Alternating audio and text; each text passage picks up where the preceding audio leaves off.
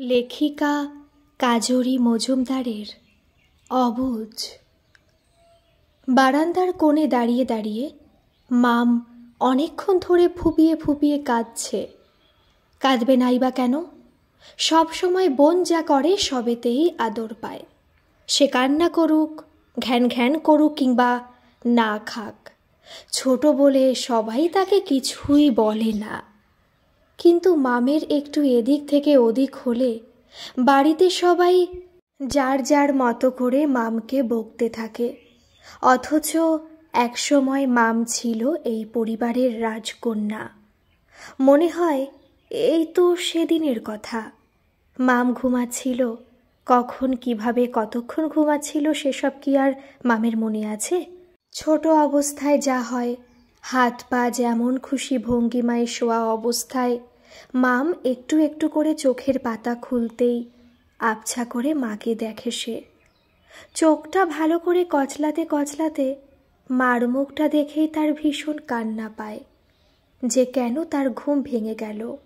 শুরু হলো তার ঘ্যান ঘ্যান করা, আর তার এই ঘ্যান ঘ্যান করা বন্ধ করার জন্য মায়ের কত আদর, মন ভোলানোর প্রচেষ্টা। এখন আরেকটু বড় হলেও এখন মাম ওভাবেই ঘুমায়।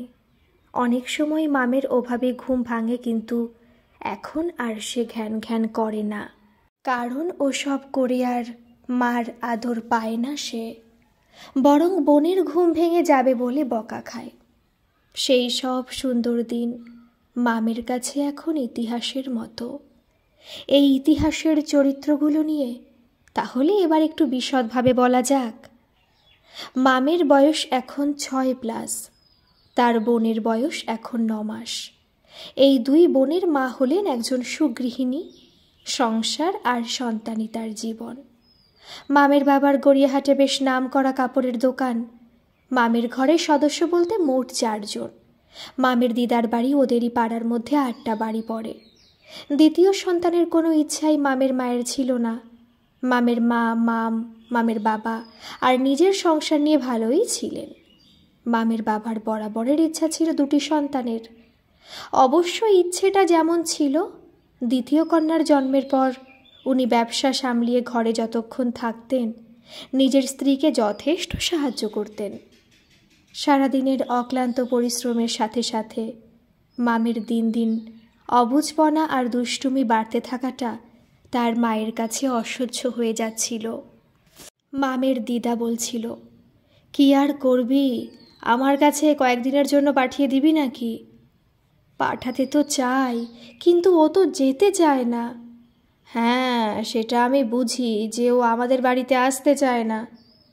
আমি ওকে নিয়ে আর পেরে উঠছি না মা, একদম কথা শোনে না। যা বলবো ঠিক তার উল্টোটা করবে। জামাইকে বল, ওকে তো মাম একটু ভয় পায়। সেদিন বকা খাওয়ায় তারপর কি বলেছে জানো? বলছে ও নাকি চলে যাবে। মঞ্জুর মা জিজ্ঞেস করেছে, কোথায় চলে যাবে? বলেছে মলে যাবে। কি দুষ্টু দেখ! তা মলে যাবে কেন? মলে ভালো ভালো খাবার আছে, আইসক্রিম পার্লার আছে, নানা রকম গেম খেলতে পারবে, এসি ঠান্ডা আছে। দেখেছিস ওর কত বুদ্ধি। আমি যে ওকে তোমার কাছে একা পাঠাই, আমার তো ভীষণ টেনশন হয়। কি জানি আবার কখন কোথায় চলে যাবে। যতক্ষণ না ও পৌঁছানোর পর তোমার ফোন আসে আমার শান্তি হয় না। না না, এখানে কিসের ভয়, ও তো বাড়ির ধার দিয়েই আসে। আচ্ছা ঠিক আছে, এরপর থেকে আমি গিয়ে মামকে নিয়ে আসব। না না, তোমার আর পা ব্যথা নিয়ে উপর নিচ করতে হবে না। পরের দিন মঞ্জুর মা থাকলে আমি মঞ্জুর মার সাথে পাঠিয়ে দেব। সেই ভালো। নূপুর উঠে গেছে মা, আমি রাখি এখন। হ্যাঁ হ্যাঁ, যা যা। মামের ছোট বোনের নাম নূপুর। নূপুর নামটা দিয়েছে তার পিসি, আর মাম নামটা তার মায়ের আদরের ডাক। পিসির দেওয়া নূপুর নামটা সুন্দর হলেও মামের মায়ের ইচ্ছে ছিল ডাক নামটা একটু ছোট মিষ্টি একটা নাম হোক, যেটার সাথে মামের নামের সামঞ্জস্য থাকবে। কিন্তু তার মা তার পিসির গুরুগম্ভীর ব্যক্তিত্বে নিজের ইচ্ছার কথা প্রকাশ আর করতে পারেনি। মাম আজকাল কারোর সাথে বেশি কথা বলে না। কেউ কিছু বললে, বিশেষ করে তার মাম সব সময় সেটার উল্টোটাই করার চেষ্টা করে। খেয়ে নাও সোনা। না, খাবো না। এগুলো না খেলে শরীর বাড়বে না, আর শরীর না বাড়লে বড় হবে কি করে?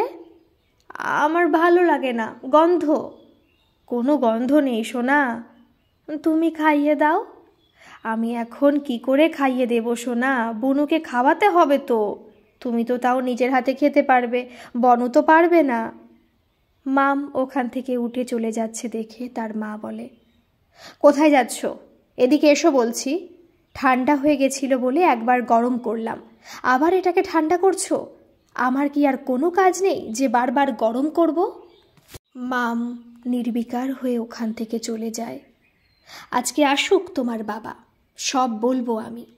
আর পারছি না, সারাটা দিন গাধার মতো খেটে আবার এই এত তোষামত করতে আর পারছি না আমি। রাতে মামের বাবাকে তার মা সব বলে। আসলে মামের অবাধ্য হওয়াটায় তার মা খুব চিন্তিত, কারণ কত মারবে, কত বকবে, কোনো কিছুতেই কিছু হচ্ছে না মামের। এখনও ছোট, ছোটবেলায় এরকম একটু হয়, বড় হওয়ার সাথে সাথে এগুলো সব ঠিক হয়ে যাবে, এত ভাবার কিছু নেই। তুমি ওর সব কথায় অত রিয়্যাক্ট করো না, দেখো সময়ের সাথে সাথে সব ঠিক হয়ে যাবে। মাম সারা সন্ধে টিভি দেখত, শুধু সেই সময়টুকু মামের মায়ের শান্তি। টিভি চালিয়ে দিলে মামের আর কোনো সারা শব্দ থাকতো না। যত দিন যাচ্ছিল মামের রাগ বোনের প্রতি বাড়তেই থাকছিল। যখন মা কোনো কাজে ব্যস্ত থাকত আর বোন কোনো কারণে কাঁদত, মাম মনে মনে খুব খুশি হতো। অনেক সময় এমনও হয়েছে তার মা রান্না করতে করতে মামকে দুধের বোতলটা বোনের মুখে দিয়ে দিতে বলেছে, কিংবা পাশে পড়ে থাকা খেলনাটা বোনের হাতে দিতে বলেছে। মাম তার মাকে দিচ্ছি বলে আদৌ দেয়নি। নানা কারণে মামের মা আর এসব মেনে নিতে পারছিল না। একদিন তার মা মায়ের বন্ধুকে কাঁদতে কাঁদতে সব বলল, কাঁদিস না, সব ঠিক হয়ে যাবে। শোন, ওকে একটু বকাবকিটা কম কর। আমি তো চাই ওকে একটুও না বকতে, কিন্তু যতক্ষণ ভালোভাবে বলবো ও শুনবেই না, বকতে হবেই। যতক্ষণ না চিৎকার করব, কখনো অধৈর্য হয়ে পিঠে একঘাত দেব, ততক্ষণ ও শুনবেই না। মায়ের বন্ধু বলল, ঠিক আছে, একটু কম বকে দেখ 1 সপ্তাহটা, তারপর যদি কিছু না হয় আমায় জানাস। আমার চেনা একজন ভালো সাইকিয়াট্রিস্ট আছে, দরকার পড়লে মামকে একবার ওখানে দেখিয়ে নেওয়া যাবে। সাইকিয়াট্রিস্ট কেন? ওর কি সেই বয়স হয়েছে নাকি? এখন তুই এত ভাবিস না, আগে দেখ না কটা দিন। একদিকে মায়ের বন্ধুর সাথে মায়ের কথা হলো, অন্যদিকে মাম টিভিতে বেশিরভাগ সময় সিনেমা দেখত। একদিন একটা সিনেমায় দেখল একটা মেয়েকে একটা লোক জড়ো করে কিছু একটা করতে চাইছিল। মেয়েটা পালাতে চেষ্টা করছিল কিন্তু পারছিল না। তারপর কি যে হলো মাম ঠিক বুঝল না, কিন্তু একটা জিনিস দেখে মামের খুব ভালো লাগলো। ও দেখল ওসব হয়ে যাওয়ার পর লোকটা মেয়েটাকে খাটের ওপর শোয়া অবস্থায় 2 হাত দুদিকে দড়ি দিয়ে বেঁধে একটা বালিশ নিয়ে মুখের ওপর বেশ কিছুক্ষণ ধরে রাখল। মেয়েটা আর নড়ল না। পরে মেয়েটার বাবা মা কাঁদতে কাঁদতে বলছিল আর কখনো মেয়েটাকে ওরা ফিরে পাবে না। এটা দেখে মাম ভাবল, ও যদি বোনের মুখে এভাবে বালিশ দিয়ে কিছুক্ষণ ধরে রাখে, তাহলে বোনকেও কেউ আর কখনো পাবে না। দড়ি, বালিশ, এগুলো জোগাড় করতে হবে। এমন সময় করতে হবে যখন বোনের কাছে কেউ থাকবে না। 2 দিন কেটে গেল, মাম দড়ি জোগাড় করতে পারল না। তবে কোন বালিশটা সে নেবে সেটা ঠিক করে রেখেছিল। এদিকে তার মা তাকে 2 দিন একটু শান্ত দেখে মনে মনে খুশি হচ্ছিল। 3য় দিন মামের মায়ের স্নানের সময় একটু বেশিক্ষণ বাথরুমে থাকতে হবে বলে মামকে বোনের দুধের বোতল দিয়ে সব বুঝিয়ে দিয়েছিল, কারণ বাথরুম পরিষ্কার করতে শ্যাম্পু দিতে সময় লাগবে। মাম যেন এই সময়ের অপেক্ষাতেই ছিল। বোন তখন ঘুমাচ্ছে। মা বাথরুমে ঢোকার পর যখন বাথরুম পরিষ্কার করার শব্দ আসছিল, তখন মাম ছুটে গিয়ে বালিশটা নিয়ে বিছানায় বোনের একদম মাথার কাছে হাঁটু ভাঁজ করে বসে বোনের মুখের ওপর ঠিক সিনেমায় যেরকম দেখেছিল সেরকম করার চেষ্টা করল। কয়েক মুহূর্তের মধ্যেই বোনের হাত পা ছটফট করছিল। ওদিকে তখন মামের মা বাথরুম পরিষ্কার করে সবে শ্যাম্পু দেওয়া শুরু করেছিল। মাম বুঝতে পারছিল না সিনেমার মতো সেই মেয়েটার যেমন তাড়াতাড়ি চিৎকার বন্ধ হয়ে গেছিল, ওর বোনের হাত পা নড়া বন্ধ হচ্ছে না কেন। এটা ভাবতে না ভাবতেই কলিং বেল বেজে ওঠে। কলিং বেল বাজার সাথে সাথে মাম ভয় পেয়ে যায় আর বালিশটা ওখানে ফেলেই ছুটে চলে যায়। মামের মা আগে থেকেই বলে রেখেছিল কখনো যদি কলিং বেল বেজেই যায় মাম যেন দরজা না খোলে। বেল বাজার পর মামের মা ভাবে এই মুহূর্তে তার বাথরুম থেকে বেরোনো সম্ভব নয়, কিন্তু ছোট মেয়ে নূপুরের কান্নার সাথে সাথে তার অস্বাভাবিক কাশি শুনে মামের মা বেশ বিচলিত হয়ে অর্ধেক স্নান করে কোনো মতে নাইটিটা গায়ে জড়িয়ে বেরিয়েই ছোট মেয়ের কাছে গিয়ে প্রথমে তো তাড়াতাড়ি মেয়েকে কোলে নিয়ে বুঝতে পারেন মেয়ের কোনো কারণে শ্বাসকষ্ট হচ্ছে। তাড়াতাড়ি একটু জল খাইয়ে বিছানায় শুয়ে ডাক্তারকে ফোন করতে গিয়ে খেয়াল হলো বেল বেজেই যাচ্ছে। তাড়াতাড়ি গিয়ে দরজা খুলে দেখে তার শাশুড়ি, ননদ আর নন্দাই এসেছে। কি গো বৌদি, ঘুমিয়ে পড়েছিলে নাকি? না গো, ভিতরে এসো বলছি। ও মা, নূপুর অত কাঁদছে কেন? বলছি দাঁড়ান, আগে একটু ডাক্তারবাবুকে ফোন করে নিই। ননদ হাত না ধুয়ে নূপুরকে কোলে নিল। ততক্ষণে মামের মা ডাক্তারবাবুকে ফোন করে সব বলল। ডাক্তারবাবু সব শুনে বললেন ঘুম ভাঙার পর হঠাৎ করে এরকম হওয়ার কথা না। উনি খুব সাধারণভাবে জিজ্ঞেস করেন যে কোনো কাপড় উড়ে ওর মুখের ওপর পড়েনি তো, যার জন্য ওর শ্বাস নিতে কষ্ট হচ্ছে। এই কথাটা শোনার পর মামের মা না বলে, কিন্তু তখনই খেয়াল করল সেই বালিশটা। এই বালিশটা তো এই বিছানায় ছিল না, তাহলে এই বিছানায় বালিশটা এলো কোথা থেকে? আর মামের মার মনে পড়ল যে বাথরুম থেকে বেরিয়ে এসে মেয়েকে কোলে নিতে গিয়ে বালিশটা তো নূপুরের গায়ের ওপরই রাখা ছিল। তখন তাড়াহুড়োয় খেয়াল করেনি মাম ছাড়া তো ঘরে আর কেউ ছিল না।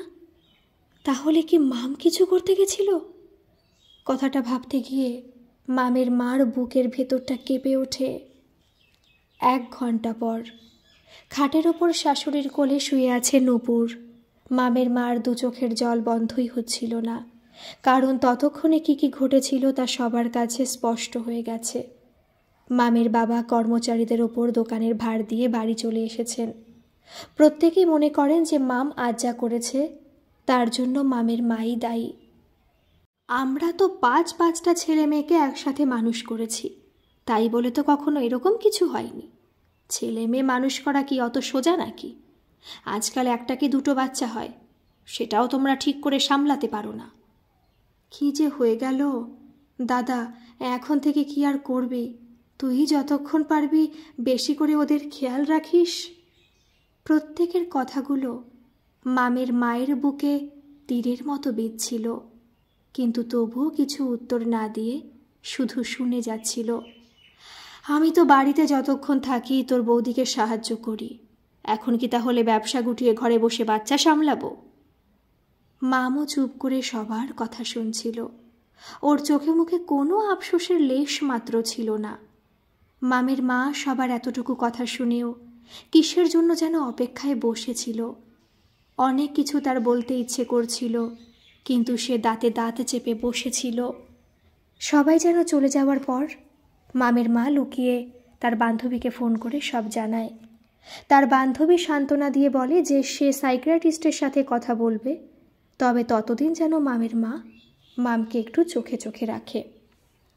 2 দিন পর সেই বান্ধবী মামের মাকে জানায় যে সেই সাইকিয়াট্রিস্টকে সব জানানোর পর উনি বলেন যে মামের সাথে উনি কথা বলতে চান না, তাই মামকে যেন কোনো মতেই ওনার কাছে নিয়ে না যায়। মামকে ঘরে রেখে মামের মা আর বাবা যেন একসাথে ওনার কাছে যায়। মামের মা এই ব্যাপারটা এত জটিল হবে ভাবেনি। ভেবেছিল কাউকে কিছু জানাবে না, মামকে নিয়ে সাইকিয়াট্রিস্টের ওখানে দেখিয়ে আসবে। কিন্তু এখন তো মামকে কারোর কাছে রেখে যাওয়া, আবার বরকে সাথে নিয়ে সাইকিয়াট্রিস্টের কাছে যাওয়ার কথা বললেই ঘরে অশান্তি শুরু হয়ে যাবে। যেই ভয়টা মামের মা পেয়েছিল ঠিক সেটাই হলো। এবার তো মামের বাবাও খুব রেগে গেল, কিন্তু কথায় বলে কখনো কখনো কূট বুদ্ধিও ভালো কাজে সাহায্য করে। মামের পিসি মামের বাবাকে বলে, তুমি বৌদিকে না করো না, ওখানে তো আর মামকে নিয়ে যেতে হবে না, তোমাকে যেতে হবে। তুমি গিয়ে দেখো বৌদির মতলবটা কি, বন্ধুর পরামর্শেও কি করতে চাইছে। তাছাড়া এখন তুমি এর কাছে যেতে না চাইলে ও হয়তো অন্য কোনো ডাক্তারকে দেখিয়ে ওখানে লুকিয়ে মামকে নিয়ে যাবে। মামের বাবা বোনের কথাগুলো শুনে উড়িয়ে দিতে পারেননি। অবশেষে মামের মায়ের সাথে সাইকিয়াট্রিস্টের কাছে যান। সেখানে গিয়ে ডাক্তার ওনাদের পরিচয় জানার পর মামের সম্বন্ধে জানতে চান। ওদের দুই বোনের মধ্যে কত বছরের ব্যবধান, বাড়িতে কজন সদস্য, সব জেনে সেদিন কি কি ঘটেছিল সেটাও জেনে বললেন। দ্বিতীয় বাচ্চা নেওয়ার ইচ্ছা আপনাদের ছিল নাকি এটা একটা আনপ্ল্যান্ড ব্যাপার? আমারই খুব ইচ্ছে ছিল আমাদের দুটি সন্তান হোক। আমার ইচ্ছে ছিল না। কেন, আপনার ইচ্ছে ছিল না কেন? আমার সব সময় মনে হতো যে একা ঘরে দুজন বাচ্চাকে খুব ভালো করে দেখাশোনা করা খুব মুশকিল। বেশ, আপনার কেন ইচ্ছে ছিল? আমার বরাবরের মনে হতো দুজন বাচ্চা থাকলে তাদের একাকিত্ব বোধ হয় না। আপনাদের সব শুনলাম, অনেকটা বুঝলামও। এবার আমি কিছু কথা বলবো, ভালো করে ভেবে দেখবেন কথাগুলো ভুল কিনা, তাহলে বুঝবেন কেন এসব ঘটে কিংবা ঘটেছে। আপনি মা হিসেবে যথেষ্ট দায়িত্বশীলা, তাই আপনার মনে হতো দুটো বাচ্চাকে একসঙ্গে আপনি ঠিকভাবে যত্ন করতে পারবেন না। এটা একদম ঠিক ভাবতেন আপনি। আবার আপনার বর ভাবতেন দুটো বাচ্চা একসাথে থাকলে বাইরে বন্ধু থাকুক আর না থাকুক তার দরকার পড়বে না। এটাও একদম ঠিক কথা। আবার আমি এটাও বলবো যে মাম যা করছে সেটাও ভুল না। তাহলে এখন আমাদের সবার আগে বুঝতে হবে যে ভুলটা কার আর সেটা কিভাবে ঠিক করতে হবে। মাম যখন হয়েছিল তখন আপনারা দুজন মামকে সময় দিতেন, যত্ন করতেন। যতটুকু বুঝেছি যে যত্ন আপনারা এখনও মামের করেন, তবে ওই কর্তব্য ছাড়া আর বেশি সময় দিতে পারেন না। সেটাই স্বাভাবিক নয় কি? আমি ওকে একা ঘরে বাড়তি সময় কি করে দেব? আমাকে তো সব কাজ ওর বোনের নিয়মেই করতে হয়। নুপুর যখন ঘুমায় তখন আমি ছুটে ছুটে ঘরের কাজ, মামের কাজ করি। ওকেও তো আমি টাইমে টাইমে সব করিয়ে দেওয়ার চেষ্টা করি, কিন্তু তাতে কি, সেটা কারোর চোখে পড়ে না। সেই ওই ঘটনার জন্য সবাই আমাকে দোষারোপ করলো। আমি সেদিন কিচ্ছু বলিনি, কিন্তু আপনি বলুন তো সেদিন আমার কি দোষ ছিল? বাথরুম তো সবসময় আমাকেই পরিষ্কার করতে হয়, ওটা পরিষ্কার করলে মাথায় শ্যাম্পু দিতে হয়, তাহলে বেশি সময় তো লাগবেই। ঘরে কেউ থাকে না যখন, আমার তো মামের ওপর ভরসা করা ছাড়া কোনো উপায় নেই। ঠিক বলেছেন, কিন্তু এই যে ভরসা করা, এটার জন্য মামকে তো তৈরি করতে হবে। আচ্ছা, আপনি মামের সাথে গল্প করেন কখনো? হ্যাঁ, ওর গল্প শুনি তো। ভালো করে শুনুন কি জিজ্ঞেস করছি। আমি জিজ্ঞেস করিনি যে মাম আপনার সাথে গল্প করে কিনা, বলেছি আপনি গল্প করেন কিনা, আপনার সমস্যার কথা শেয়ার করেন কিনা। আমার সমস্যা বোঝার কি ওর বয়স হয়েছে? আমি গল্প করব, তবে আর একটু বড় হোক। এখন কিছু বললে বুঝবে না, তারপর সেটা শুনে এত প্রশ্ন করবে যে সেটা বোঝাতে আমার সময় নষ্ট হবে। ছোটদের মতো করে বোঝালে কিন্তু ছোটরাও বোঝে। আমরা ছোটদের সাথে গল্প করি না কেন জানেন? কারণ আমরা বুঝতেই পারি না যে ওদের সাথে কি কথা বলবো। বাড়িতে যদি মা হিসেবে আপনাকে কিংবা বাবা হিসেবে আপনাকে কেউ পাত্তা না দেয়, তাহলে আপনাদের কেমন লাগবে বলুন তো? মামকে আপনাদের প্রাধান্য দিতে হবে পরিবারের সদস্য হিসেবে। ওর সাথে সমস্যা শেয়ার করতে হবে, মাঝে মাঝে ছোটজনের প্রতি ইচ্ছা করে বিরক্তি প্রকাশ করতে হবে। ঠিক বুঝলাম না। আমি কিন্তু ওকে ডেকে আদর করি, একটু আধটু গল্পও করি। এবার প্যাটার্নটা একটু বদলাতে হবে। ধরুন নুপুর খুব কাঁদছে, আপনি মামকে শুনিয়ে শুনিয়ে বলবেন, এত কাঁদলে হয়? কই, দিদি তো তোমার মতো এরকম ছিল না। এখন যেহেতু নুপুর খুব ছোট, তাই অনায়াসে মামের সাথে তুলনা করতেই পারেন, তাই বলেও বড় হলে কখনোই করবেন না। তারপরে ধরুন আপনি যখন নূপুরের জন্য খাবার বানাবেন, মামকে কোনো অজুহাতে ওখানে ডেকে নিয়ে কথা বলতে বলতে খাবারটা বানাবেন। কখনো ওর সামনেই বলবেন, তোর পিছনে তো তেমন খাটতেই হয় না, তুই তো কত কিছু নিজেই করে নিস, বনু যে কবে তোর মতো বুঝতে শিখবে। বুঝতে পারছেন কি বলতে চাইছি? বারবার ওকে বোঝাতে হবে যে ওর বোনের জন্য আপনারা তো করছেন, কিন্তু সেটা তো করতে বাধ্য আপনারা, নয়তো মামের মতো হলে কি ভালো হতো। ওকে ফিল করাতে হবে ও ঘরে আদর্শ বাচ্চা, ওর মতোই তো নূপুরকে হতে হবে। আপনারা ভাববেন না এক দুদিন বললেই সব ঠিক হয়ে যাবে, কিংবা হয়তো কখনো আপনাদের মনে হবে ও তো আপনাদের কথা ঠিক করে শোনেও না, তাহলে বলে কি হবে? তবুও বলতে হবে, হাল ছাড়লে কিন্তু হবে না। যখন নূপুরের জামা কাপড় ভাঁজ কিংবা অন্য কিছু এক জায়গায় বসে কিংবা দাঁড়িয়ে যখন করবেন, চেষ্টা করবেন মামের সামনে করতে। ও সবটা দেখুক আর না দেখুক। একটা বাচ্চা জন্মের পর থেকে যখন বাবা মায়ের কাছে যথেষ্ট পরিমাণে ভালোবাসা পায়, তারপরে ঠিক তার জায়গায় যখন অন্য কাউকে দেখে, তখন বেশিরভাগ সবারই রাগ হয়, দুঃখ হয়। কেউ সেটা চেপে রাখতে পারে, কেউ পারে না। কারোর ধীরে ধীরে ব্যাপারটা স্বাভাবিক মনে হতে থাকে, কারোর আরও বাড়তে থাকে। এটা আমাদের বুঝতে হবে। এটা যে কতটা প্যাথেটিক সেটা আমরা সবারই তো এরকম হয় বলে উড়িয়ে দিলে হবে না। ভেবে দেখুন তো, আজকে যদি আপনার বর আপনার জায়গায় আরেকজন বউ আনে, কিংবা আপনার বউ যদি আরেকজন স্বামী আনে, তখন আপনাদের মনের অবস্থা কি হবে? মামকে আলাদা করে সময় দিয়ে জোর করে ওর সাথে আধ ঘন্টা খেলা করে ওর প্রতি কেয়ার করছেন ভাবলে কিন্তু ভুল হবে। নিজেদের ব্যস্ততার মধ্যে ওকে মিশিয়ে দিন। কখনো নিজেরা সামনে অন্য কোনো কাজ করে বোনের পাশে ওকে বসিয়ে বোনকে সামলানোর দায়িত্ব দিন। ওকে কখনো ফিল করাবেন না যে ওর জন্য আপনারা কি করছেন সেটা আরও কয়েক বছর পর বলতে হবে। এখন ওকে বোঝাবেন যে ও আপনাদের জন্য, বোনের জন্য কি কি করছে। খুব ছোট ছোট কাজে প্রশংসা করুন। প্রথম দিনই অনেক কিছু বলে দিলাম, আসলে বলাটা দরকার ছিল, কারণ এসবে কোনো কোনো বাচ্চার পরিবর্তন হতে অনেক সময় লাগে, কারোর তাড়াতাড়ি এফেক্ট করে। যাক, ঠিক আছে, দেখুন কি হয়। যখনই কিছু পরিবর্তন দেখবেন লিখে রাখবেন, যাতে আমায় কিছু বলতে ভুলে না যান। 1 সপ্তাহ পর পর সারা সপ্তাহের আপডেট আমায় দেবেন। পরিস্থিতি কোনো মতেই ঠিক না হলে তখন মামকে এখানে আনার কথা বলবো। তবে আমি চাই কোনো বাচ্চা যেন এখানে না আসে। আমাকে কখনো ফোনে না পেলে আমার সেক্রেটারি নম্বর নিয়ে নেবেন, ওকে জানিয়ে দেবেন। মামের বাবা মা সেদিন থেকেই ডাক্তারের কথা মতো মামের সাথে ব্যবহার করা শুরু করে। যেই দুর্ঘটনা হতে চলেছিল সেরকম আর কখনো হয়নি, কিন্তু মামের বাবা মা ডাক্তারের ওইসব পদ্ধতি করে মামের খুব বেশি পরিবর্তনও দেখেননি। 2 মাস 3 দিনের দিন মামের বাবা দোকানে ছিলেন। মামের মা ওর বাবার কথাতেই একটা LICর পেপার খুঁজে পাচ্ছিল না। ওটা পাওয়া ভীষণ দরকার ছিল। মামের মা ঘরে যত কাগজপত্র ছিল সব মেঝেতে ফেলে তন্ন তন্ন করে খুঁজে যাচ্ছিল। এদিকে নূপুরের ঘুম ভেঙে যাওয়ায় খুব কাঁদছিল। মাম বোনের ঘরে গিয়ে ওভাবে কাঁদতে দেখে বেশ বিরক্ত হলো। তার মা তখন পাশের ঘরে কাগজ আর ফাইলে ব্যস্ত। মাম এসে তার মাকে বলে যে নূপুর কাঁদছে, যদিও কান্নার আওয়াজ অনায়াসে মামের মায়ের কানে পৌঁছাচ্ছিল। তার মা যাচ্ছি বলে।